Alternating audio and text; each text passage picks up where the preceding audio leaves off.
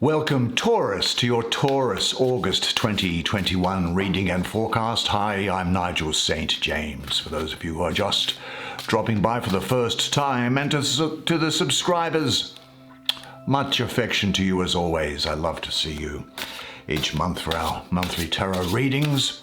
Now, I've got quite a large deck here. In fact, whoa, I've got big hands, so it's only just fitting into my hands.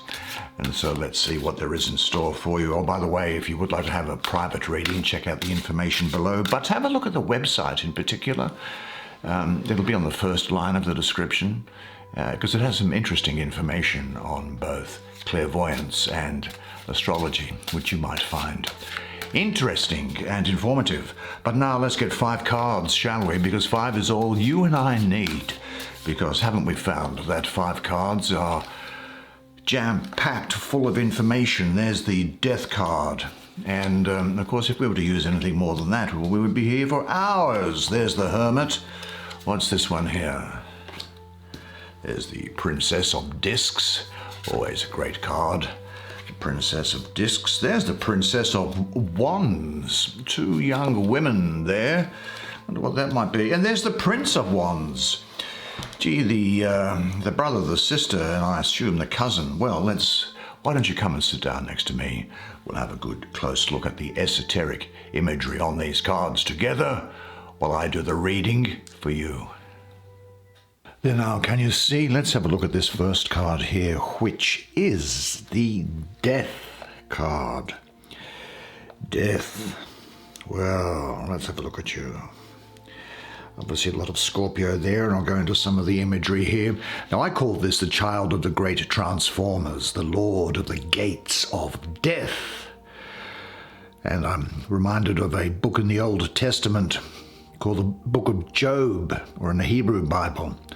And I'm pretty sure it's chapter 38, verse 17, where God rebukes Job and says, "Have the gates of death been opened unto thee?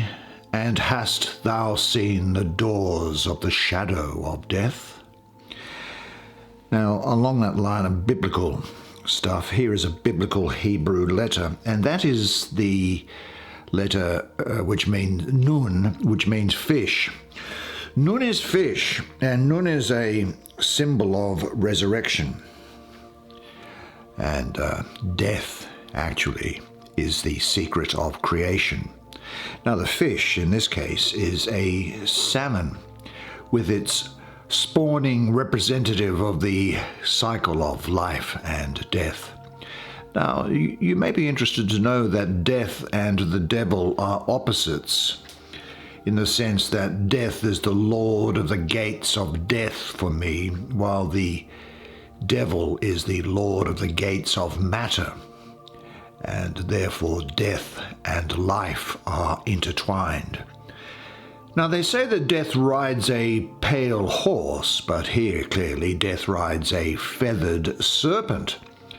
The skeleton rides a composite creature, really, that is comprised of 3 aspects of the sign of Scorpio. Now, the scorpion in the lowest, you see the scorpion's tail here? That's the lowest form of Scorpio. It's the first stage, or the beginning of the element's will to change. The mid part of this creature is that of a snake. You can see it here. And that is the undulating serpent of the cycle of life and death. And the upper body is that of an eagle. The gaseous, airy, pure, most exalted stage of Scorpio, which rises in exaltation beyond matter. Now, the raising of what do they call these things? Djeds, I think they were. That's this rod here. That's this rod. In ancient Egyptian mythology, this rod actually was an Egyptian hieroglyph meaning stability. It was also the spine of the figure of, or the person of Osiris, who in mythology was the god of the underworld, or the god of death.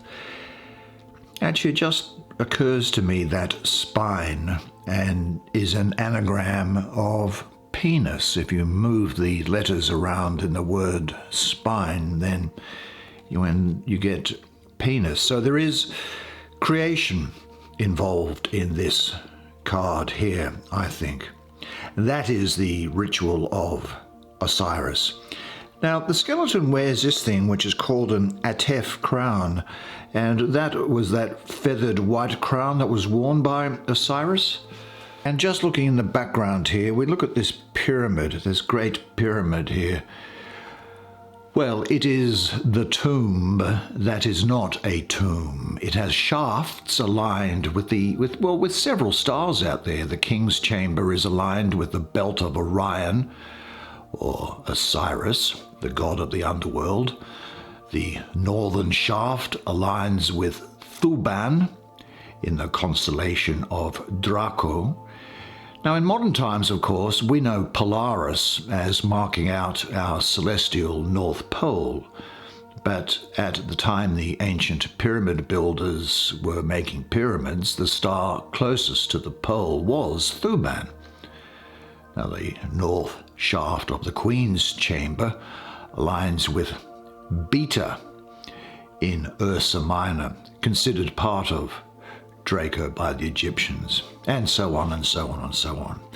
Now, the theme of snakes rising out of the water here, I suggest, has a related connection with the pyramids, I think here. Just look at this art. The stone at the top of the pyramid is called the Ben stone, historically, and named for the Ben mound in Egyptian mythology. The Ben mound rose from the primordial watery abyss of Nu. And there, in ancient Egyptian mythology, Atum, the creator god, lived. And in the Egyptian Book of the Dead, which is the hieroglyphs which is found on the inside of burial chambers, Atum was said to rise from the chaotic waters in the form of a snake renewing itself every morning. And the stone at the top of the pyramid was considered the solidified seed of Atum, the creator god. Now, I'm just looking at, you might ask yourself, what is this red thing here?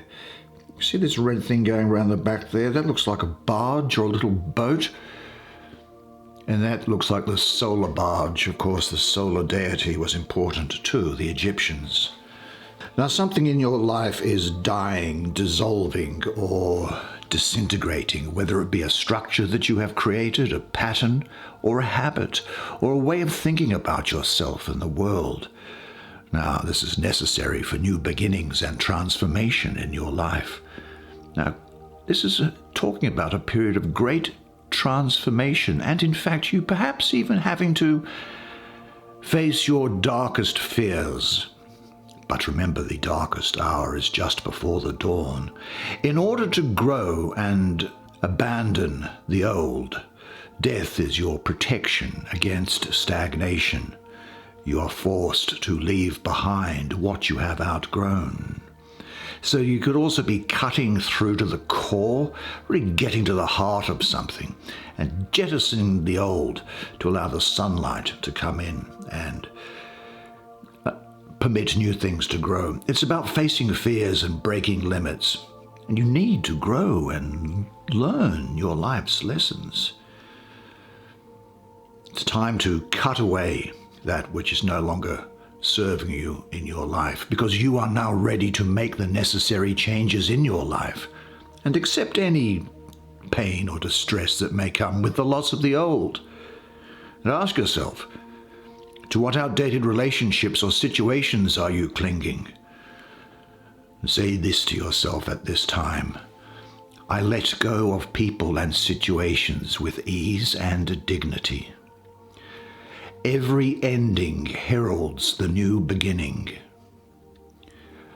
I now say yes to death and yes to myself.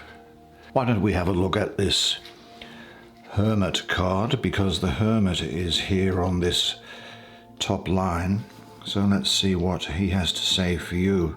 Let's look at some of the imagery on it, shall we? And just have a general talk about what it might mean. Well, of course, I call him the Magus of the voice of light, the prophet of the gods. The hermit is really all about the earth sign Virgo, which is ruled by Mercury. And so therefore he's in the feminine side of the Virgin, and as a result he is regenerative. Virgo is mutable. It's a mutable sign, and it's earth, or the lowest or most degenerated form of the element. And it's also, I've got to say, the most feminine and receptive. This is about creation becoming descended into matter. Now he is portrayed here as going downwards into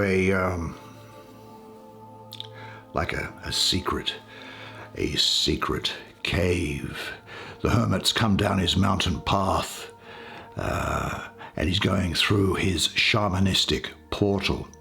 Now, he's in his role as the guide of the lower regions and the guardian of the threshold, and he carries the sacred fire below, followed by the hellhound, who is Cerberus, the three-headed dog. Now, what I'll say about him is he looks like he's depicted as the magician Merlin by the looks of things here. And here is the light of the sun inside of the thing. Now, he's Major Arcana number 9, and I'm just looking, there's 3, 6, 9 sheaves of wheat. And wheat, mystically, is all about regeneration, and it's about fertility. Now, as the number 9, there is also the discussion or the thoughts here, I think, of contemplation and wisdom, of wrapping things up for you.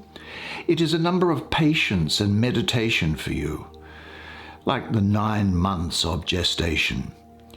The hermit has both feminine qualities of the Vestal Virgin of Earth and the womb, and the masculine qualities of that biblical letter here, which is Yod, which is the first letter of the divine name Yahweh, which is Yod-He, Vav-He, spelled out in ancient biblical Hebrew. I think it's very likely that you might find that you become a mentor to someone during this period. You'll have a great love of learning and looking things up, probably spending quite some time on the internet. You'll find an illumination from within, perhaps even some sort of form of divine inspiration here. You'll be finding your own light, going inward, completing. There's the harvest, bringing together the benefits as a result of work that you have done. You'll be resting in your own center, and you'll be a very wise guide for other people. I think it also suggests that this is a time that you should probably get away from something in order to get a better insight into it. It could also be now that as a result of that, you become aware of something that you were previously in the dark about. Spend some alone time with yourself for soul searching and recalibration, and accept your aloneness. Don't concern yourself with people who don't understand you, who would rather see you be part of the herd. If you should meet a wise leader or teacher, then get to know them, find out what they have to say. Do you have any unresolved situations or relationships in your life?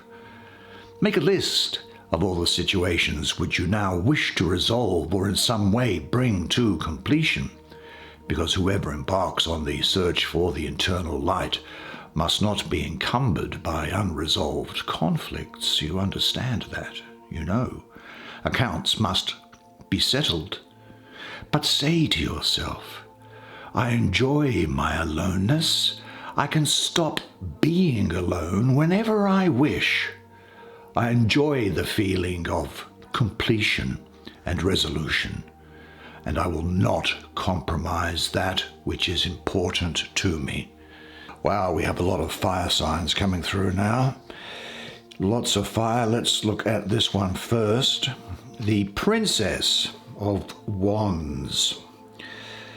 Gee, pretty strong-looking woman, isn't she there? The Princess of... Well, of course, I call her the Princess of the Shining Flame, the Rose of the Palace of Fire. And she has a winged tiger's head as her crest, the tiger being a symbol of willpower, fiery sensuality, and courage. Now, esoterically, she's earth, and she's also in the suit of fire. So she's the earthy part of fire. She is the root. She is the throne of the Ace of Wands, which is the root of the powers of fire, and is thus the spiritual fire of the Yod that we spoke of here, manifest in the physical plane. Now, she is the ultimate receptacle of the element of fire, where things of the elements of fire, such as passion and will, are given form. The original will in the Ace has been expressed through her, the great work complete and in action. She is, as I say, the earthy part of fire, the potent and irresistible fuel that is compelled to burn, the pristine and living flame of the soul. She is pictured here as one with the mighty tree trunk, which I suppose might be the tree trunk of the Ace itself, I suppose. She is standing before a tabernacle or an altar of incense, which is decorated with ram's horns and a blossoming rose, for she celebrates the rites of spring and is the rose at the heart of the Palace of Flame. Now, her helmet is plumed with this Yod sign, again, that we have here, this time as a lick of fire. Now, she rules, I think, the period from really, or from 0 degrees Cancer through to about 30 degrees of Virgo, I think. And so she's therefore centered on that constellation of Leo. Leo says, I will. The Princess of Wands has the first of the 4 powers of the Sphinx, to will, or the power of will. Now, if I was to say that she had a counterpart in the major arcana, I'd say it is the Strength card or the Lust card. Now, this gives her the characteristics, I think, of vitality, vigor, and daring. She's all consuming and insatiable, passionate, enthusiastic, and aspiring. These are things that you will be during this time. And the other thing that you will be during this time is something which she has, and that is she has seductive appeal. The force of her character, I think, imposes the impression of beauty upon the beholder. Now, the other trump cards I think that might be associated with her are the Chariot and the Hermit. The Chariot shows that she is a vehicle of the will, and this Hermit, who she's in here with today, I think that confers upon her the purity and sanctity of a Vestal Virgin and actions rightly taken. The fires of the spirit are now infleshed. There is the creative impulse that sets things in motion and shows spontaneous combustion, the living flame of will. She brings to you a lust for life, passion, sudden desires, adventure, and an action expressive of the will. With her power to will, creative and spontaneous inclinations are set in motion for you. As a person, she and you will, during this period, and do with this what you will have much sexual charisma. She is ardent and ablaze, brilliant, enthusiastic, daring, and impassioned. She fans the flames of desire and attracts much sexual attention. Yet her spontaneous ignition can be childlike, sometimes fickle, provoking passion without offering commitment. And somebody else that you know around here at the time could be superficial and volatile, kind of theatrical, arrogant, reckless, domineering, or even vengeful. Now, I suppose what we should do then, we've just looked at her, we'll leave this young woman till then. Let's have a look at the Prince of Wands this time. Here's his great fire again. Very, very fiery, willful time for you this period, I've got to say. Now, here's, of course, the Prince of the Chariot of Fire. And I really see his rulership as being from about 20 degrees of Cancer to about 20 degrees of Leo as well.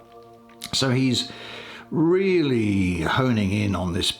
For me, this reading for you has a lot of Leo energy around it. A lot of Leo energy. Now this Prince of the Chariot of Fire, he bears the crest of a winged lion's head as well, showing his regal regality and kingly judgment, even though he's still the prince, as he is the result of the union of the king and queen. He's shown born in a chariot, drawn by a lion through a field of waving flames. He represents the airy part of fire, and air and fire get on famously. Put them together, you can get a firestorm. There can be great passion associated with this. But this also talks about the expanding and spiritualizing of the element of fire, that thus brings the mental qualities of reason to the primal will force, which is less so than the princess, who can herself not be patient at all. In fact, the only patience to be found in her very often is the patience in which she lies in ambush, ready to spring her revenge upon her unsuspecting victim. But he is the consciousness that steers the fire force through the fixed nature of the lion. Leo is a fixed fire sign. You know, there's cardinal, fixed, and mutable. Well, he's right in the middle. Fixed, that's where Leo is. He has all of the virile potential of his father, combined with the steadying, reflective, clear-headedness of his mother. Now, his traits, and I suggest that these are probably going to be very much yours during this period, are drawn from the sign of Leo, the fifth sign, ruled by the sun. And of course, Leo says, I will. It is the sign of the lion, not surprisingly, seeing as we've got him here. And Leo is kind of regal in nature, romantic, attention-seeking, beautiful and dramatic. It is a vigorous, creative sign, which at best is generous, creative, romantic, warm, and broad-minded. Now, the Prince of Wands' primary sign, I think, is Leo. The first two decans of Leo, anyway. And the first two decans of Leo, the related minor arcana cards that relate to him, I think, are the Five of Wands, which is to do with strife, and the Six of Wands, which is to do with victory. Now, as a child of the king and queen, he inherits and reconciles these two opposing forces. He's the connecting force between two extremes, and he contends with pressure and conflict, the tension of strife, from the constricting influence of Saturn upon Leo. Yet he achieves, as you will do, victory and acclaim as a joyous climax to your struggles through the vigilance and the expansive nature of Jupiter in Leo. And second decan there. So from the Five of Wands, which is to do with strife and aggravation, We see in the background the pressurized volcano that's there, I think, indicating the forces of tension that seek release. Yet the winged lion's head of his crest that he's wearing, that's really got the laurel. Let's so you can just see this. The lion has this laurel wreath, and that was always associated with victory, wasn't it? So there will be victory for you at this time. The Prince of Wands really brings strife and victory and uses the power of reason to triumph in the struggle of life's various pursuits. He enjoys the luxury of emotional highs and brings vitality and drama. And when he appears, you might find that you become the center of attention during this period here. There is a lust for life, but it's also coming from this girl here. A lust for life and the ecstasy of the fulfillment of true will.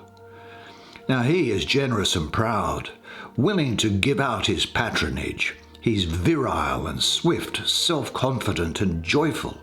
You will be these things as well. Now that takes us finally then to the Princess of Discs. What do you have to tell me, my darling? What do you have to tell me today? You, the princess of the echoing hills, the rose of the palace of the earth, you beautiful thing. Well, she has, for her crest, a ram's head, doesn't she? The ram is the symbol for Aries, and the stone of Aries is the diamond, which shows a great connection here with that first input of divine energy prior to the creation of the material universe. Now, at first you might think this is kind of confusing, having a connection with Aries.